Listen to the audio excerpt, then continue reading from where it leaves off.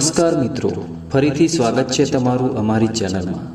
મિત્રો, જે સ્ત્રીઓમાં આ 5 લક્ષણો હોય છે તે ભિખારીને પણ રાજા બનાવી દે છે। જે લોકો આવી સ્ત્રીઓ પર બિનજરૂરી રીતે ગુસ્સો કરે છે અને તેમની સાથે લડાઈ ઝઘડા કરે છે તો સમજી લેજો કે તમારા ઘરમાંથી દેવી લક્ષ્મી પણ ચાલી ગઈ છે। તમે ગમે તેટલા ગુસ્સામાં હોવ, પરંતુ આ 5 લક્ષણોવાળી સ્ત્રીઓને ક્યારેય દુઃખી ના કરતા, નહીં તો દેવી લક્ષ્મી પણ તમારા ઘરની બહાર નીકળી જશે। આ 5 મહિલાઓ પર ક્યારેય ગુસ્સે ન થતા।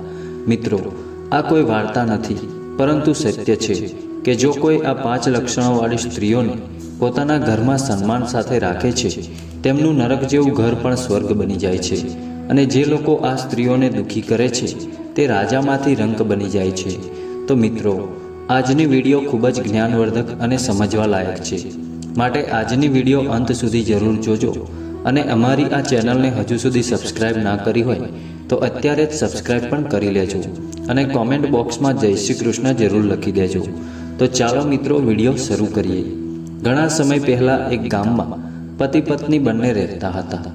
મિત્રો, એક દિવસની વાત છે કે પતિ પત્ની વચ્ચે કોઈ વાતને લઈને ઝઘડો થયો અને ઝઘડો એટલો વધી ગયો કે પત્નીએ તેના પતિને ગાળો આપવાનું શરૂ કર્યું અને કેટલાક અપશબ્દો બોલ્યા। અને જ્યારે પત્નીએ તેના પતિને અપશબ્દો બોલવા માંડ્યા ત્યારે પતિએ ગુસ્સે થઈને પત્નીના ગાલ પર થપ્પડ મારી દીધી। પત્ની વધુ ગુસ્સે થઈ ગઈ અને પછી તેણે વધુ નકારાત્મક શબ્દો કહ્યા। તેને 2 બાળકો હતા, એક છોકરો અને એક છોકરી। નાના બાળકો હતા, તે બાળકોને લઈને ઘર છોડીને નીકળી ગઈ। મિત્રો, રાત થઈ ગઈ હતી અને તે પોતાના 2 બાળકો સાથે જંગલના માર્ગે આગળ થઈને વધવા લાગી। જ્યારે તે જંગલમાંથી પસાર થઈ રહી હતી ત્યારે તે જ જંગલમાં એક સાધુ તેના આશ્રમમાં રહેતા હતા। તેઓએ જોયું કે આટલી અંધારી રાતમાં એક મહિલા 2 બાળકો સાથે જંગલ તરફ જઈ રહી છે। તે ક્યાં જઈ રહી છે? અને તેણીને પૂછવા લાગ્યા, આટલી રાતે જંગલમાંથી પસાર થઈને ક્યાં જઈ રહ્યા છો? દીકરી, તું આટલી મોડી રાત્રે ક્યાં જાય છે? તારી સાથે આ 2 નાના બાળકો છે। મને સ્પષ્ટ કહે કે તારે કોઈ સમસ્યા છે? સાધુએ પૂછ્યું ત્યારે મહિલાએ આખું સત્ય કહી દીધું અને કહ્યું કે આજે મારા પતિએ મારા ગાલ પર થપ્પડ મારી। હવે હું મારા પતિ સાથે ક્યારેય નહીં રહું। હું મારા પિતાના ઘરે જાઉં છું। મિત્રો, સાધુએ સમજાવ્યું કે તું આટલી નાની વાત પર ગુસ્સે થઈને તારા બાળકો સાથે જંગલમાં થઈને જઈ રહી છે। તને એ વિચારીને ડર નથી લાગતો કે ત્યાં કેટલા માંસાહારી પ્રાણીઓ રહે છે? તેઓ કેટલા ખતરનાક છે? તેઓ તને અને તારા બાળકોને મારી શકે છે, તમારો જીવ પણ લઈ શકે છે। ત્યારે સાધુએ કહ્યું, દીકરી, આજની રાત અહીં મારા આશ્રમમાં રોકાઈ જા અને જ્યારે સવાર પડે ત્યારે તું અને તારા બાળકો બંને પિતાના ઘરે ચાલ્યા જજો। આ રીતે મહાત્માજીએ મહિલાને શાંત કરી અને તેના બાળકોને લઈ ગયા। અહીં રાત થઈ ચૂકી હતી અને તે મહિલાના બાળકોને ખૂબ ભૂખ લાગી હતી। ત્યારે મહાત્માજીએ તે બાળકો માટે ભોજન તૈયાર કર્યું અને તેમને ખવડાવ્યું અને કહ્યું કે તમે લોકો અમારી ઝૂંપડીમાં સૂઈ જાઓ। તે સ્ત્રી તેના બાળકો સાથે મહાત્માજીની ઝૂંપડીમાં સૂઈ ગઈ। અને મિત્રો, જ્યારે સવાર થઈ ત્યારે સ્ત્રીએ સાધુને કહ્યું, મહાત્માજી, હવે અમે અમારા ઘરે જઈ રહ્યા છીએ। આમ કહીને તે પોતાના ઘરે જવા ચાલવા લાગી। મહિલાના માતા પિતાએ જોયું કે આજે અમારી દીકરી અમારા ઘરે એકલી આવી છે, બાળકો તેની સાથે છે, પણ તેનો પતિ તેની સાથે આવ્યો નથી। અને જ્યારે તેમણે તેનો ચહેરો જોયો ત્યારે તેનો ચહેરો લાલ અને આંખો લાલ થઈ ગઈ હતી। પિતાએ વિચાર્યું કે અમારી દીકરી અને જમાઈ વચ્ચે કંઈક ઝઘડો થયો હશે।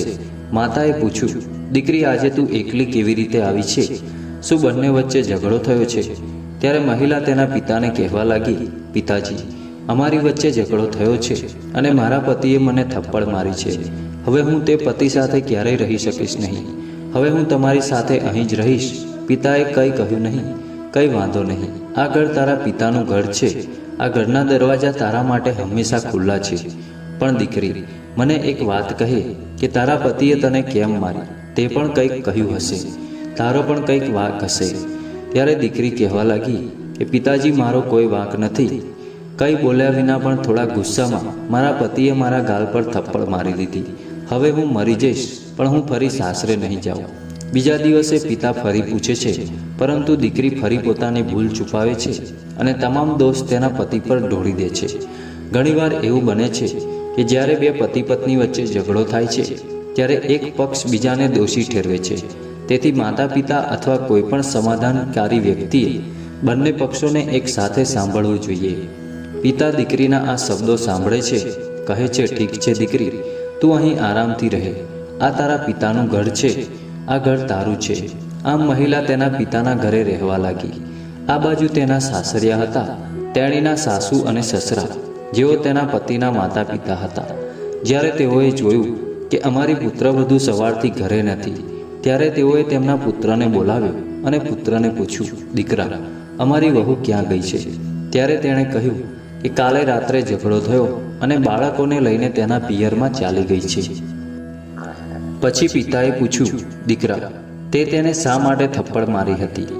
ત્યારે પુત્રએ કહ્યું, પપ્પા, તેણે મારી સાથે દુર્વ્યવહાર કર્યો હતો, એટલે મેં ગુસ્સે થઈને થપ્પડ મારી. પિતાએ સમજાવ્યું, દીકરા, તે ખોટું કર્યું છે. તને ખબર નથી કે સ્ત્રી ઘરની લક્ષ્મી છે, અને જે ઘરમાં સ્ત્રી નથી તે ઘર નથી પણ સ્મશાન છે. પિતાએ સમજાવ્યા પછી દીકરો તેના પિતાની વાત સાંભળીને તેની પત્નીને બોલાવવા માટે સાસરે જાય છે. જ્યારે તે તેના સાસરે જતો હતો ત્યારે તે જ રસ્તે ગયો જે રસ્તેથી તેની પત્ની તેના બાળકોને લઈ ગઈ હતી. તે જ રસ્તો જંગલમાં પહોંચ્યો. ત્યારે તેણે જોયું કે એક નાની દીકરીના ચંપલ જમીન પર પડ્યા હતા. ત્યારે તે મનોમન વિચારવા લાગ્યો કે આ જંગલમાં મારી પત્ની અને બાળકો સાથે કોઈ અકસ્માત તો નહીં થયો હોય ને. તે ખૂબ જ ચિંતામાં પડી જાય છે. તેમ છતાં એણે હિંમત દાખવી અને ચાલતા ચાલતા સાસરે પહોંચ્યો. ત્યારે તેની પત્નીને બાળકો સાથે જોઈને એણે રાહત અનુભવી. તેના પતિને આવતા જોઈ તેણે તેના બાળકોને કહ્યું કે બાળકો, તમારા પિતા આવ્યા છે અને તેમની પાસે જાઓ. તેથી તેણે બાળકોને તેમના પિતા પાસે મોકલ્યા અને પોતે જ દરવાજો બંધ કરીને રૂમની અંદર ચાલી ગઈ. મિત્રો, બાળકો તેમના પિતાની નજીક ગયા અને તેના પિતાને ખૂબ જ પ્રેમ કરવા લાગ્યા. તે યુવકના સસરાએ એમના જમાઈને પૂછ્યું, જ્યારે તમારી બંને વચ્ચે ઝઘડો થયો ત્યારે તમે મારી દીકરીના ગાલ પર તમાચો કેમ માર્યો? તે કહેતી હતી કે મારી કોઈ ભૂલ નથી, થોડી નારાજગી હતી, થોડી લડાઈ થઈ હતી અને તેના કારણે તમે અમારી દીકરીના ગાલ પર થપ્પડ મારી. તો છોકરો કહે, જુઓ પપ્પા, તમારી દીકરી છે તે મને જ દોષ આપશે, પરંતુ હું સારી રીતે જાણું છું કે તેની ભૂલ છે. સસરાએ પૂછ્યું, દીકરા, તેનો શું વાંક છે? તો મિત્રો, જે પણ સાચું હતું તે જમાઈએ કહ્યું. નાની વાત પર ઝઘડો થયો અને તેણે મને ગાળો આપી, અને જ્યારે તેણે અમને ગાળો આપી ત્યારે મેં ગુસ્સે થઈને થપ્પડ મારી. મારા પિતાજી મને કહે છે કે સ્ત્રી ઘરની લક્ષ્મી છે, અને જ્યારે લક્ષ્મી પણ તેના પતિનું સન્માન કરતી નથી તો આનાથી વધુ ખોટું શું હોઈ શકે? આ સાંભળીને પિતા તેમની દીકરી પાસે ગયા અને બોલ્યા, દીકરી, શું તે તારા પતિને પણ ગાળો આપી? તેના પિતા પૂછે છે કે દીકરી, તું અમારી દીકરી છે, પણ હવે કોઈની પત્ની બની અને હવે તું મા પણ બની ગઈ છે. મિત્રો, પિતાએ સમજાવ્યું કે દીકરી, તું અજ્ઞાની છે. તું અત્યારે ગુસ્સાથી લીધેલો એક નિર્ણય તારું જીવન બરબાદ કરી દેશે. બાપના ઘરેથી દીકરીની પાલખી ઉપાડવામાં આવે છે અને તેની અડધી સાસરેથી જ ઉચકાય છે, તો જ સ્ત્રીનું જીવન સફળ ગણાય છે. દીકરી, તારા ભાઈઓ અને ભાભીઓ કોઈ તને પૂછશે નહીં, તેઓ તારું અપમાન કરશે. ત્યારે તને પતિના થપ્પડથી પીડા થાય છે, પરંતુ તારી ભાભીના અપમાનથી તને 1000 ગણું દુઃખ થશે. દીકરા, અમારી વાત સાંભળ, કારણ કે દીકરીનું ઘર તો સાસરું જ હોય છે. જે સ્ત્રી તેના સાસરિયા ખુશ હોય છે તે સ્ત્રી માટે તે ઘરમાં સ્વર્ગ છે. અને આ રીતે પિતાએ તેની પુત્રીને સમજાવ્યું. પછી તે સ્ત્રી તેના પતિની માફી માંગે છે અને કહે છે કે પિતાજી, મારાથી બહુ મોટી ભૂલ થઈ ગઈ. લગ્ન પછી સુખ મળે તો સાસરે જ મળે, એ પછી પપ્પાનું ઘર સગાના ઘર જેવું થઈ જાય. છોકરીએ કહ્યું, પપ્પા, અમને માફ કરજો, હવે અમે તમને ક્યારેય દુઃખી નહીં કરીએ. આ સાંભળીને મા બાપ ખુશ થઈ જાય છે અને તેમની પુત્રીને ખૂબ આનંદ અને હાસ્ય સાથે વિદાય આપે છે. પતિ તેની પત્ની અને બાળકોને લઈને ઘરે જવા નીકળે છે. ત્યારબાદ બંને પતિ પત્ની અને બાળકો ચાલતા ચાલતા પેલા મહાત્માના આશ્રમમાં પહોંચે છે, જ્યાં તે સ્ત્રી બાળકો સાથે રાત રોકાઈ હતી. મહાત્માજી સ્નાન કરતા હોય છે, પછી પૂજા કરે છે. પછી તેમને જોઈને ખુશ થાય છે અને કહે છે, દીકરી, મેં તે દિવસે સમજાવ્યું પણ તે મારી વાત ન માની. પછી તે સ્ત્રી મહાત્માની માફી માંગે છે, હે મહારાજ, અમારાથી ભૂલ થઈ ગઈ અને હું ગુસ્સામાં મારા ઘરે ચાલી ગઈ, પણ આજે અમને ખબર પડી કે તમે સાચું કહેતા હતા. એક સ્ત્રી માટે એનો પતિ અને સાસરિયા એ જ સાચું સ્વર્ગ છે. મહાત્માજી સમજાવે છે, પુત્રી, હું તને 5 વસ્તુઓ કહીશ. તારા જીવનમાં આ 5 બાબતોને યાદ રાખજે. આ 5 લક્ષણોવાળી સ્ત્રીઓને લક્ષ્મીનું સ્વરૂપ માનવામાં આવે છે. મહાત્મા કહે છે, પ્રથમ લક્ષણવાળી સ્ત્રી તે છે જે રોજ સવારે વહેલા ઉઠે છે, સ્નાન કરે છે અને પૂજા કરે છે, ઘરના કામકાજ કરે છે. એવું કહેવાય છે કે જે સ્ત્રી સવારે વહેલા ઉઠે છે, સ્નાન કરે છે તથા પૂજા કરે છે અને ઘરને સ્વચ્છ રાખે છે તો તે ઘરમાં લક્ષ્મીનો વાસ થાય છે અને તે ઘરમાં ક્યારેય ગરીબી નથી આવતી. બીજી લાક્ષણિકતા એ છે કે જે તેના પતિ, તેના સસરા, તેના બાળકોનું ધ્યાન રાખે છે. પોતાના બાળકોને અને પોતાનો પતિ શું ઈચ્છે છે તેમના ખાવા પીવાનું ધ્યાન રાખે છે. આવી સ્ત્રીઓ પર લક્ષ્મી માતા હંમેશા પ્રસન્ન રહે છે.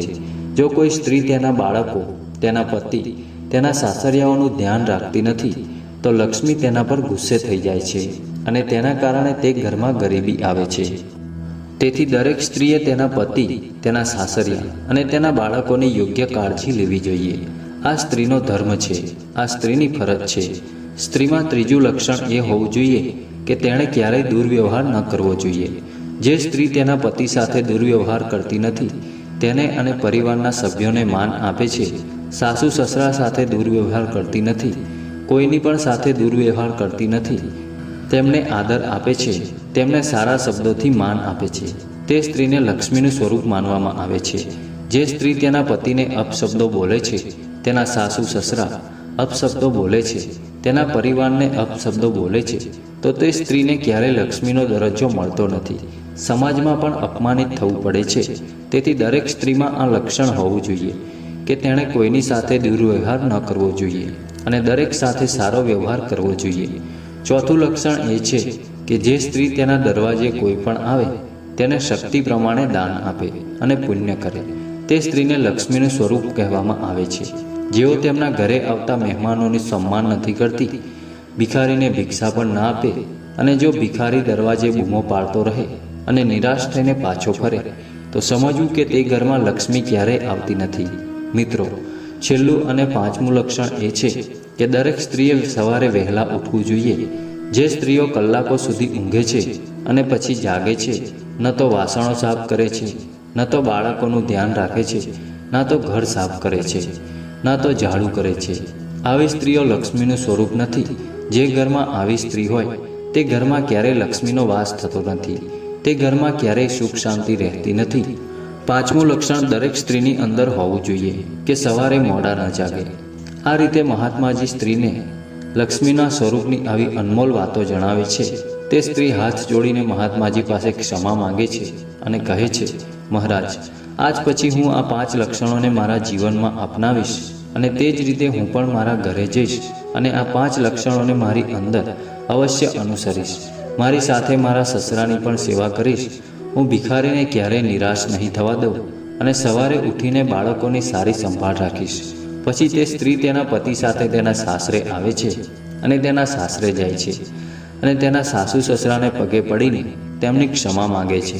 પછી તે સ્ત્રી તે 5 લક્ષણોને પોતાની અંદર આત્મસાત કરે છે અને તેના સાસુ અને સસરા સાથે ખુશીથી જીવન જીવવા લાગે છે. ધીમે ધીમે તેના ઘરમાં સુખ શાંતિ સ્થપાય છે. મિત્રો, આશા રાખીએ છીએ કે આજની આ કહાનીના માધ્યમથી તમને ખૂબ જ સુંદર જાણકારી મળી હશે. તો મિત્રો, આજની વિડીયો તમને સારી લાગી હોય તો વિડીયોને લાઈક કરી વધુમાં વધુ શેર કરજો તથા અમારી ચેનલ પર પહેલીવાર આવ્યા હોય તો ચેનલને સબસ્ક્રાઈબ પણ જરૂરથી કરી લેજો. જય શ્રી કૃષ્ણ. હર હર મહાદેવ.